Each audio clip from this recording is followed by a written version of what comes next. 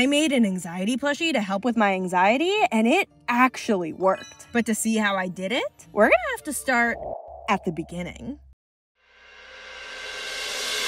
Anxiety. That awful gut punch of a feeling. It grabs your stomach and turns it inside out just to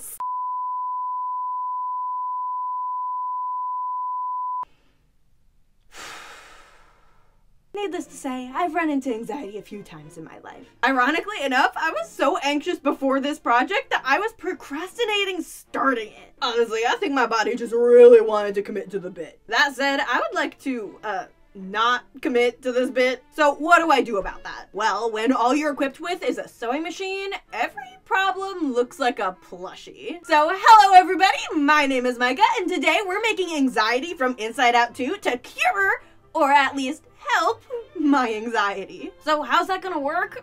Well, I'll tell you after we've made the plush. What I can tell you right now is that we'll be running some real-life in-person tests to see if this little plushie can actually help improve my anxiety. And if this sounds at all interesting, don't forget to subscribe and hit that bell so you don't miss any of our plushie projects here on the channel. First things first, the design. And right off the bat, I want to point out one huge thing, and that is that my anxiety plush will not have the exact proportions as Anxiety from the movie. That is because of two separate reasons. One, those proportions at times are completely unattainable in plushie making. The way I do it anyway. The pencil thin neck, the floating eyebrows. It's just not gonna happen if I also want this plush to have a good sensory feel. Number two, I am so Micah-ifying it. This is me making this character in my style. So the eyes are gonna be smaller and further apart, with the iris and pupil a little bit bigger, and proportions all over are gonna be a little more chibi-esque. Now with the design done, we can move on to getting my materials. Fabric was no big deal.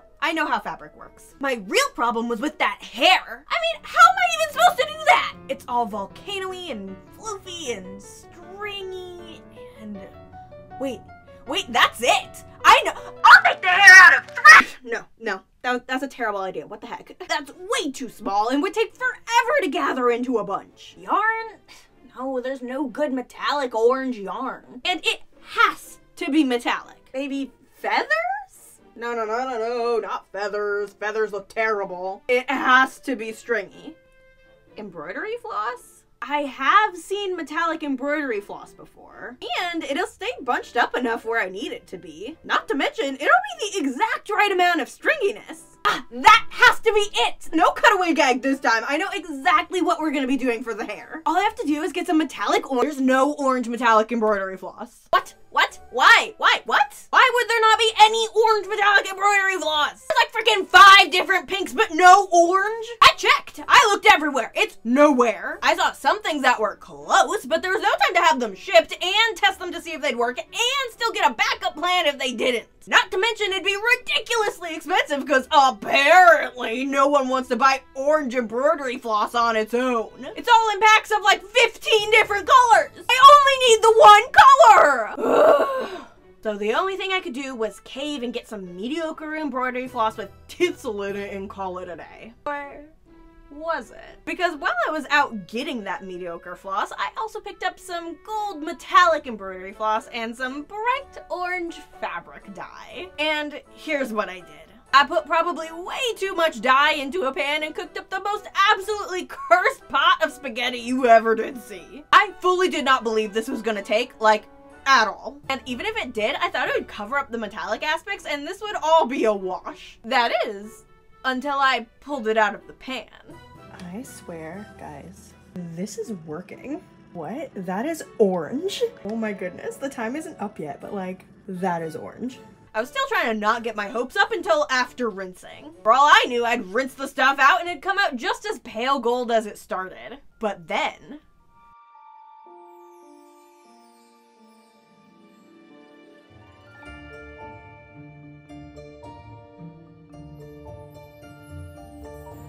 it was a miracle. And now we can take a quick peek at our fabric for this project and finally get started. We have a nice bright orange minky for our base, and a minky brown for things like eyebrows and maybe the boots? colors. I'm thinking this cream minky for part of the sweater, and we'll use the orange for the other part of the sweater. And then I got this corduroy fabric for the pants. I really wanted to get those teeny tiny little stripes in there, so this fabric was perfect for that. Now, let's get started.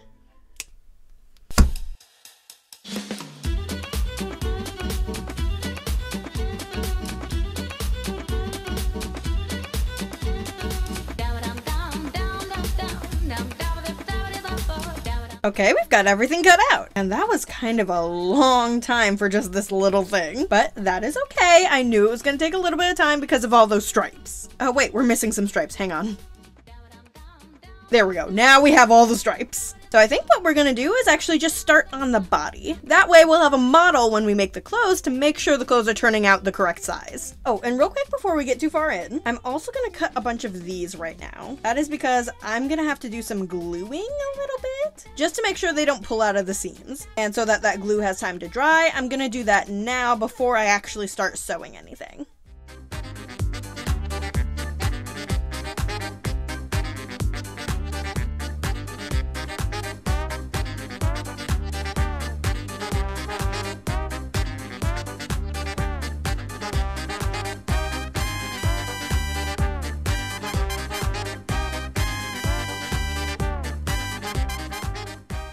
Okay, we are now at the point that I can't avoid it any longer.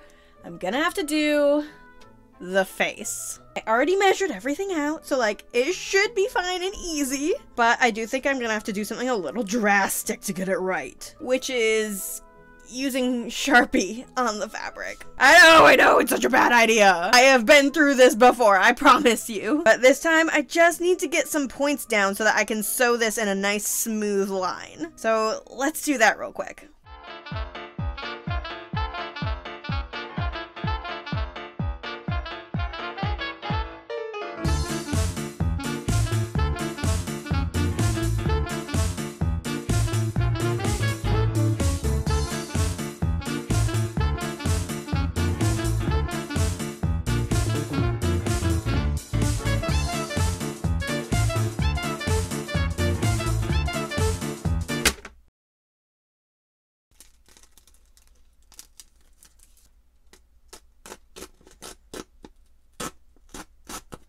Okay, there is our anxiety mouth. It is not perfect, that's for sure, but I think it's good enough. I don't want to redo it. Plus, I think the eyes will kind of distract from it, so it's fine. Now, I think we're kind of losing our light. So let me just do a quick one of these.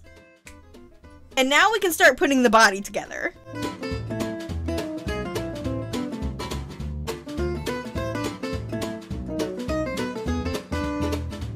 Now, usually this would be about the time where I would say, it's time for my super secret arm attachment technique! But since these arms are so little, it's time for my mini super secret arm attachment technique! Ta-da! Now let's pin up these sides.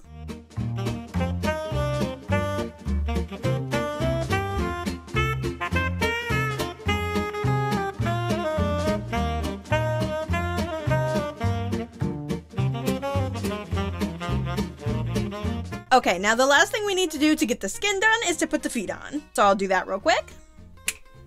And now we can turn them right side too.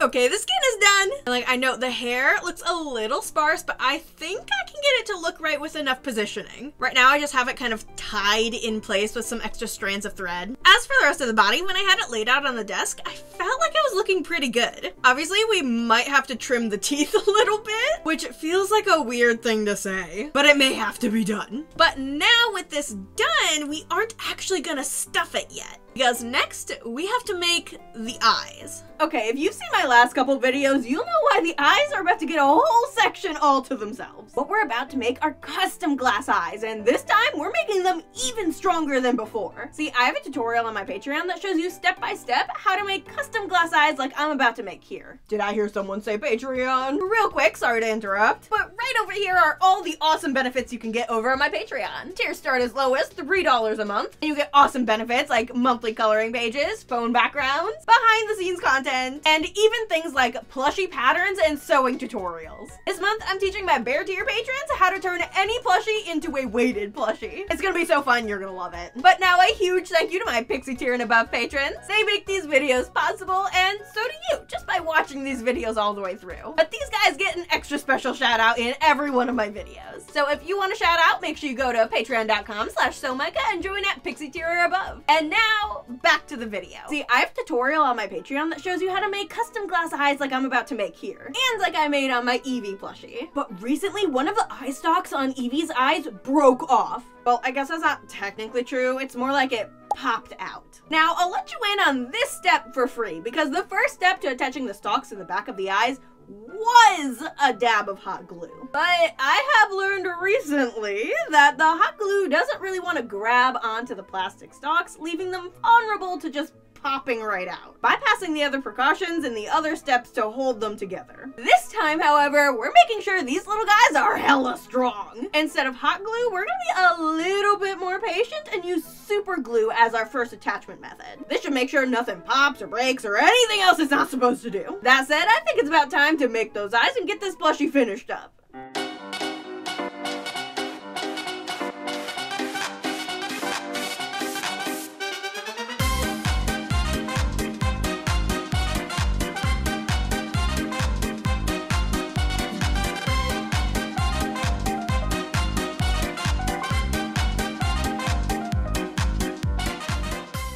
Okay, now that we have the eyes all painted out, I gave them markings to pair them up to see like which ones might actually work together as a set of eyes. And right now, I'm leaning towards 3 and 1. So let's get the desk ready for resin.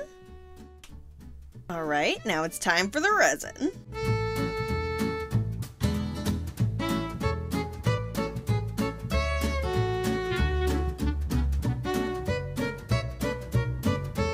Okay, they're done, and, I think they're too big.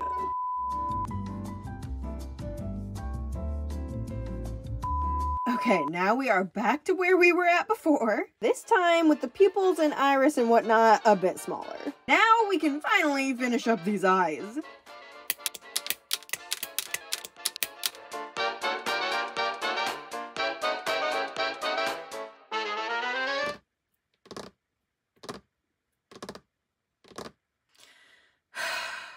I know I said I was gonna be patient, but this is taking forever. So instead of just waiting around here until the eyes are dry, we're gonna move on to the clothing, and I'll finish the rest of the eyes off camera. If you really want to see the full process of these eyes being made, make sure you check out either my Evie video or my Sprigatito video, both of which show a ton of the eye making process. Now, the clothing.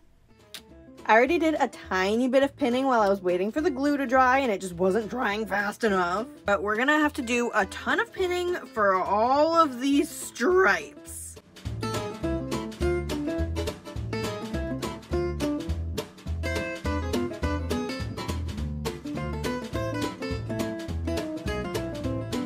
Okay, so we're actually gonna set all of these clothing pieces aside for a second. And that is because we finally got the eyes on Anxiety. And yes, I did stuff her head. It needed to be stuffed before so that I could get the positioning of the eyes right, and I felt like it didn't make sense to unstuff it. So we're starting with the head stuffed, kind of like some Build-A-Bears. And now, the moment you've all been waiting for, it's bead time.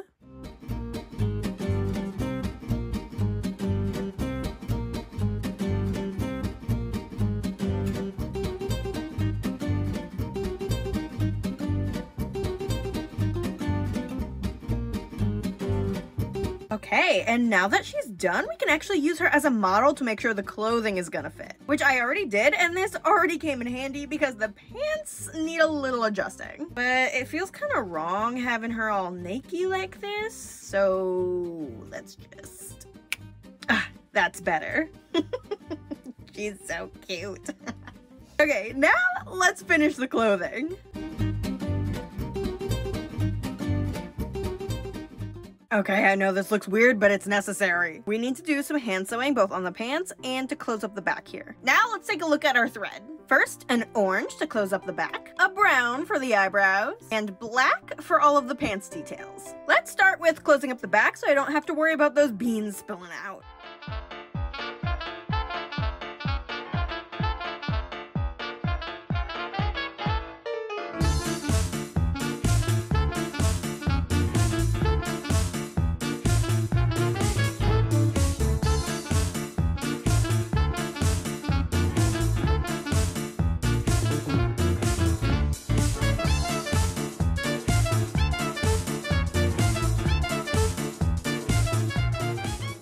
Now, with her all dressed, it's time to style her hair. I started out trying to stay away from the dreaded super glue, but in the end, it had to be done. We glued down every single strand of embroidery floss onto that silly little headstock. It was terrible, but it was worth it. I may have gone a little overboard with the glue, since now you can see white on the hairstock behind the drooping hair. But overall, I think I did the best I could with what I had. And the design I was dealt? Impossible! But that's okay. I did actually try to add more hair strands to fluff out the explosion of hair, but unfortunately it just wasn't working the way I wanted it to, so I had to leave it as is. It's a little droopier than I originally wanted, but she's still cute. Now though, with the hair all styled, the clothing all done, I think it's time for some glamour shots.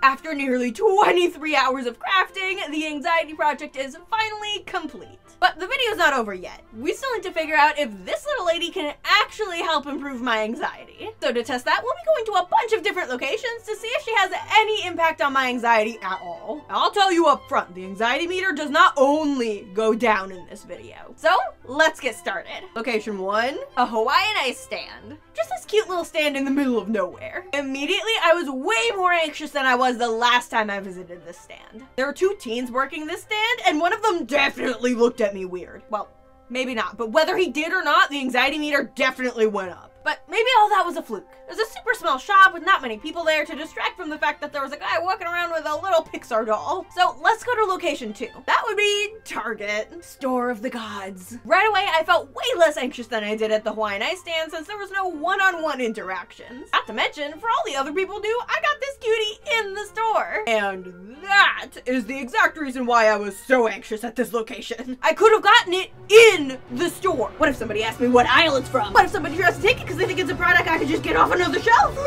What if people think I'm trying to steal it when I leave? Honestly, my worst nightmare. But that aside, I did have a little bit of fun in this store. I saw some Inside Out 2 merch, which was fun, and I found this Funko Pop of Envy, which was the emotion I actually wanted to make originally. But I felt like Anxiety was gonna be more popular, so I chose to make her instead. But hey, if you'd like to see me make Envy, and you wouldn't mind waiting a little bit for it, because I don't know exactly when I'm gonna have time, let me know in the comments that you'd come back for an Envy video. Anyway, back to the point of all this. It was actually really nice to have Anxiety with me on this trip. She just caused a little bit of anxiety too. Probably because I'm not used to taking plushies around with me like this. So the next day I went out to the mall for round 2. Practice makes perfect. I went to a couple different stores, but they all had the same feel, so I'm gonna lump them all together. Each store had cute plushies and fun vibes, so I wasn't really worried about people thinking I was weird for carrying a little plushie around with me. Overall, I was slightly more anxious than I would have been if I didn't have her with me, but if I'm being totally honest here, I am always worried people are thinking I'm stealing something, especially when I go into a store and walk out without buying anything. So this might have just been average. But with all that in mind, I was actually actually starting to wonder something. If most of my anxiety is caused by other people being around the plush, what if I tested it somewhere without any people? So for one final round of testing, I went out to where my nemesis lives to find out if this plushie can actually help my anxiety. So today, we're going outside with the bugs. I started out by going out with anxiety and things were fine. I was a little anxious, but that was because I was worried that the plushie wouldn't work and that this whole video would be a flop. So I was getting anxious about getting anxious. Lovely. I did have a run-in with a wasp, but it was brief and I was able to just kind of forget about it, which usually doesn't happen. Usually those things are stuck in my brain for the rest of the day. After a few minutes though, I decided to test things with different plushies too. Maybe if I tried a plushie completely unrelated to the video, I wouldn't be anxious about being anxious because it doesn't matter if that plushie works or not. So I went ahead and tried 3 other plushies. They did just about exactly the same as anxiety did. It was so weird. So I decided to do a control test. Just me, myself, and I outside alone for a few minutes. And as for how that went, just see for yourself. Okay, it's been about like 2 minutes and already I can tell it's so much worse. It's so much worse. It didn't help that a bug flew right past my ear the second I turned the camera off, but now I keep going like this at this ear because I'm like, what if there's a bug in my ear? What if there's a bug in my ear? There's a bug in my ear. Oh my gosh, there's a bug in my ear. And then I'm also just very aware of all of the bugs around everywhere. That's a bug too. And then like the little like, oh, I felt a little blade of grass on my leg. Ah, it's a bug. Like those things. I feel like I wasn't even feeling those things when I had the plushies out here. And now suddenly I'm like, every tickle is a bug. Every little thing is a bug. Run. Okay, yep, see, that's exactly it. That was a wasp flying right by me. Oh, gosh, I literally feel like I'm gonna throw up. Let me hurry up and finish recording this. I hope I'm not like subconsciously making myself more anxious because I'm like thinking that I'll be more anxious without a plushie, but like, okay.